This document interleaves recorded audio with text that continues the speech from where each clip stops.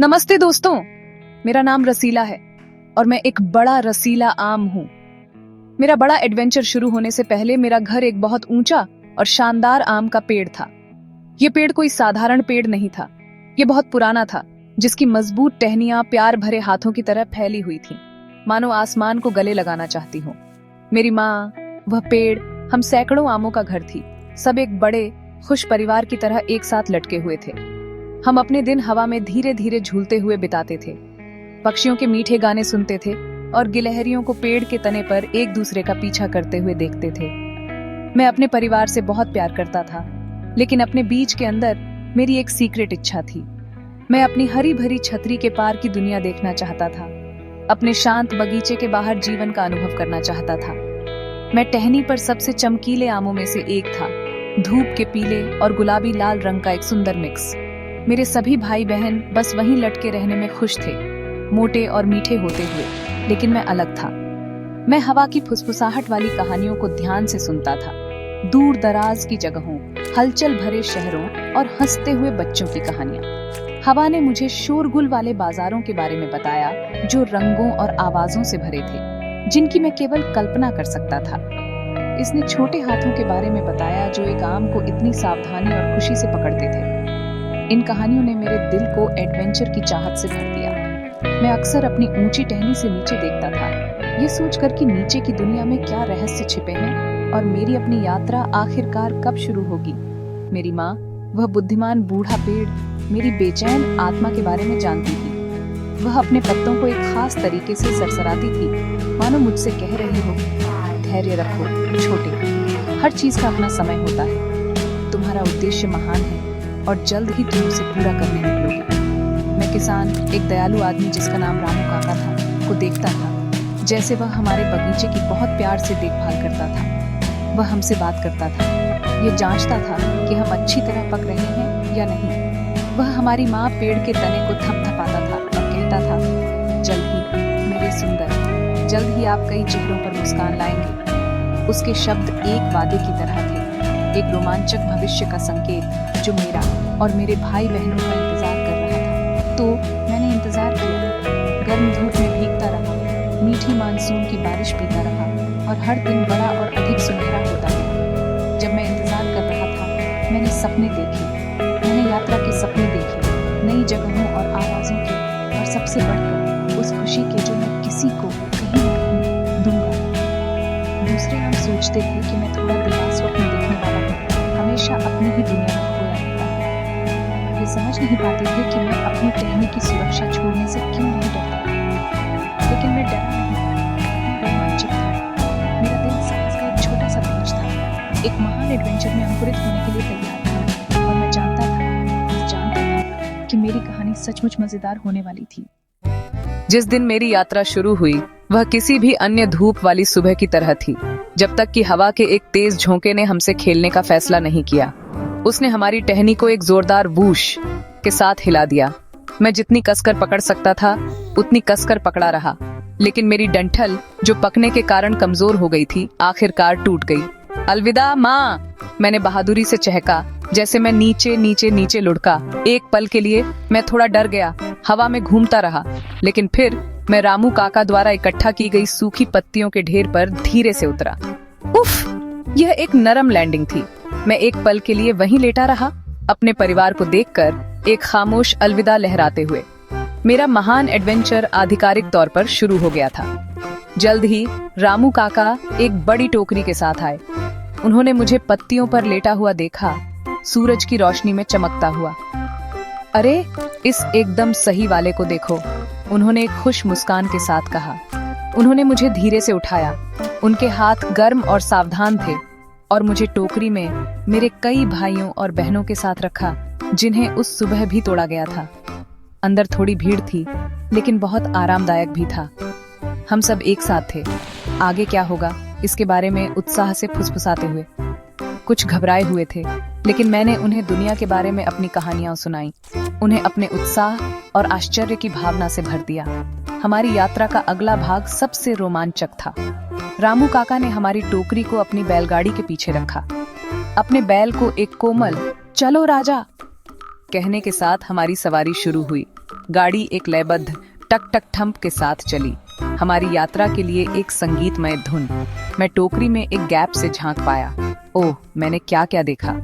हम हरे धान के खेतों से गुजरे जहां किसान काम कर रहे थे, छोटी छोटी झोपड़ियां जहां से धुआं निकल रहा था, और तालाब जहां बत्तखें खुशी से तैर रही थीं। बच्चे थोड़ी देर के लिए गाड़ी के साथ दौड़े, बड़ी जिज्ञासु आंखों से हमें लहराते हुए। यह वही दुनिया थी जिसके बारे में हवा ने मुझे बताया था, और यह मेरी कल्पना से भी अधिक अद्भुत थी। यात्रा लंबी थी और सूरज आसमान में ऊंचा था, लेकिन मुझे बिल्कुल भी थकान महसूस नहीं हुई। मैं एक स्पंज की तरह था, हर नई जगह, आवाज और गंध को सोख रहा था। गीली मिट्टी की गंध, धूल भरी सड़क पर गाड़ी के लकड़ी के पहियों की आवाज, और मेरे ऊपर अंतहीन नीले आसमान का नजारा, सब कुछ नए अनुभव थे। मुझे एक शाही जुलूस में एक राजा जैसा महसूस हुआ, एक महान नए भाग्य की ओर बढ़ रहा था। मैं जानता था कि मैं अब पेड़ पर सिर्फ एक साधारण फल नहीं था, मैं एक यात्री था, एक खोजकर्ता, जीवन और नए दोस्तों से भरी जगह की ओर जा रहा था। बाजार इंतजार कर रहा था। जब हम आखिरकार बाजार पहुंचे तो मेरी इंद्रियां सबसे सुखद तरीके से अभिभूत हो गईं। हवा में हजारों अलग अलग गंधें थीं, चमेली के फूलों की मीठी खुशबू, ताजी समोसे की मसालेदार सुगंध और सब्जियों की मिट्टी की गंध, सब हमारी अपनी मीठी आम जैसी खुशबू के साथ मिली हुई थी। शोर एक जोरदार खुशहाल गाने जैसा था। विक्रेता चिल्ला रहे थे, आम ले लो, मीठे मीठे आम। खरीदार खुशी से मोलभाव कर रहे थे और बच्चे खुशी से चीख रहे थे। ये रंगों, ध्वनियों और जीवन का एक कार्निवाल था। रामू काका ने हमें अपनी दुकान पर एक सुंदर पिरामिड में सावधानी से सजाया, यह सुनिश्चित करते हुए कि मेरा चमकदार लाल पीला हिस्सा सामने की ओर था। मेरे नए वैंटेज पॉइंट से मुझे पूरे बाजार का सबसे अच्छा नजारा मिला। मैं अब केवल टोकरी से झांक नहीं रहा था, मैं पूरी दुनिया को देखने के लिए प्रदर्शित था। मैंने जीवन के सभी क्षेत्रों के लोगों को गुजरते हुए देखा। रंगीन साड़ियों में महिलाएं थीं, कुरकुरी कुर्ते में पुरुष थे, और छोटे बच्चे अपने माता पिता का हाथ पकड़े हुए थे। उनकी आंखें आकर्षण से चौड़ी थीं। मैंने एक गुब्बारा बेचने वाले को रंगीन गुब्बारों का एक बड़ा गुच्छा देखा। एक आदमी बांसुरी बजा रहा था और एक महिला चमचमाती कांच की चूड़ियां बेच रही थी। हर कोई इतनी जल्दी में लग रहा था, फिर भी हर किसी के चेहरे पर मुस्कान थी। ये बाजार लोगों की एक नदी थी और मैं एक छोटी सी सुनहरी नाव था, खुशी खुशी तैर रहा था। बहुत से लोग हमारी दुकान पर रुके।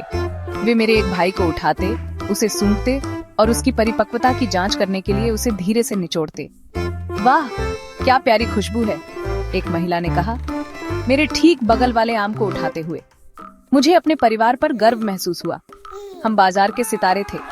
रामू काका ने हमें इतने सम्मान के साथ व्यवहार किया, हमें और भी चमकीला बनाने के लिए एक मुलायम कपड़े से पॉलिश किया। उन्होंने हमारे पेड़, हमारे बगीचे और उस प्यार के बारे में बात की जिसके साथ हम उगाए गए थे। वह केवल फल नहीं बेच रहे थे, वह अपने जीवन का एक टुकड़ा, प्रकृति के जादू का एक टुकड़ा हर उस व्यक्ति के साथ साझा कर रहे थे जो रुकता था। जैसे जैसे दिन बीतता गया, हमारा पिरामिड छोटा और छोटा होता गया। एक एक करके मेरे भाई बहनों को चुना गया और नए घरों में ले जाया गया। मुझे उन्हें जाते हुए देखकर थोड़ा दुख हुआ, लेकिन खुशी भी हुई, क्योंकि मैं जानता था कि वे मिठास और खुशी फैलाने के अपने उद्देश्य को पूरा करने जा रहे थे। मुझे आश्चर्य हुआ कि मुझे कौन चुनेगा। क्या यह एक दयालु दादी होगी, एक युवा जोड़ा? मैंने धैर्यपूर्वक इंतजार किया। बाजार के नाटक को अनफोल्ड होते हुए देखा। सूरज डूबने लगा, आसमान को नारंगी और गुलाबी रंगों में रंगने लगा, बिल्कुल मेरी अपनी त्वचा की तरह। मेरी बारी जल्द ही आने वाली थी और मैं अपनी अद्भुत कहानी के अगले अध्याय के लिए तैयार था। जैसे ही बाजार की बत्तियां टिमटिमाने लगीं, एक छोटा परिवार हमारी दुकान के सामने रुका। एक माँ, एक पिता और दो छोटे बच्चे, एक लड़का और एक लड़की। बच्चों की आंखें मुझे देखते ही चमक उठीं। मम्मी, उसे देखो, वह मुझे देखकर मुस्कुरा रहा है। छोटी लड़की प्रिया खुशी से चिल्लाई, सीधे मेरी ओर इशारा करते हुए। लड़का रोहन उत्सुकता से सिर हिलाया। उनकी माँ मुस्कुराई। उन्होंने मुझे धीरे से उठाया। उनका स्पर्श फूल की पंखुड़ी जितना नरम था। वह एक खुश आम जैसा दिखता है। चलो इसे लेते हैं, ये खास लगता है। मेरे दिल, या बल्कि मेरे बीज ने एक खुश छोटी सी उछाल मारी। मुझे चुना गया था। मेरे नए घर की यात्रा एक कपड़े के थैले में थी, लेकिन मैं प्रिया और रोहन की उत्साहित बकबक को पूरे रास्ते सुन सकता था। मैं आम खाने का इंतजार नहीं कर सकता, रोहन ने कहा। हम इसे शेयर करेंगे, है ना दीदी? प्रिया ने पूछा। बेशक, शेयर करना मजेदार है, उसने जवाब दिया। जब हम उनके घर पहुंचे तो उन्होंने मुझे ठंडे बहते पानी के नीचे सावधानी से धोया और मुझे अपनी डाइनिंग टेबल के बीच में एक साफ प्लेट पर रखा। मुझे एक सम्मानित अतिथि जैसा महसूस हुआ। पूरा परिवार चारों ओर इकट्ठा हो गया। उनके चेहरे प्रत्याशा और खुशी से भरे थे। मुझे उनकी मुस्कान का कारण बनकर इतना गर्व महसूस हुआ। यह वही पल था जिसका मैंने अपने पेड़ पर सपना देखा था। पिता ने मुझे सावधानी से सुनहरे पीले टुकड़ों में काट दिया। मीठी स्वर्गीय सुगंध पूरे कमरे में भर गई। उन्होंने पहला टुकड़ा प्रिया को दिया, जिसने एक निवाला लिया और अपनी आंखें बंद कर ली। हम ये पूरी दुनिया का सबसे अच्छा आम है, उसने घोषित किया। रोहन ने अपना टुकड़ा लिया और उसे एक बड़ी मुस्कान के साथ निगल लिया। जल्द ही पूरा परिवार मेरी मिठास का आनंद ले रहा था, एक साथ हंस रहा था और बातें कर रहा था। उस पल में मुझे अपना असली उद्देश्य समझ में आया। यह केवल यात्रा करने और दुनिया देखने के बारे में नहीं था। यह एक परिवार की खुशी का हिस्सा बनने के बारे में था। उन्हें शुद्ध, सरल खुशी के एक पल के लिए एक साथ लाने के बारे में था। एक साधारण पेड़ से एक परिवार की मंजिल तक मेरी यात्रा पूरी हो गई थी। मैंने अपनी नियति पूरी कर ली थी। जैसे ही मेरा भौतिक रूप गायब हो गया, मेरी मिठास और मेरे स्वाद की याद बनी रही। मैं प्रिया और रोहन की खुशहाल बचपन की यादों का हिस्सा बन गया। मेरा आप सभी को संदेश, मेरे प्यारे दोस्तों, यह है सच्ची खुशी दूसरों के साथ अपने पास जो कुछ भी है उसे साझा करने में है। मेरी तरह आप में से हर एक के पास एक खास उपहार है, चाहे वह मुस्कान हो, एक दयालु शब्द हो या एक मददगार हाथ। इसे साझा करने से दुनिया और भी मीठी हो जाती है। अपने परिवार को समझें, प्रकृति से प्यार करें और याद रखें कि सबसे बड़ा एडवेंचर वह है जो खुशी फैलाने में समाप्त होता है।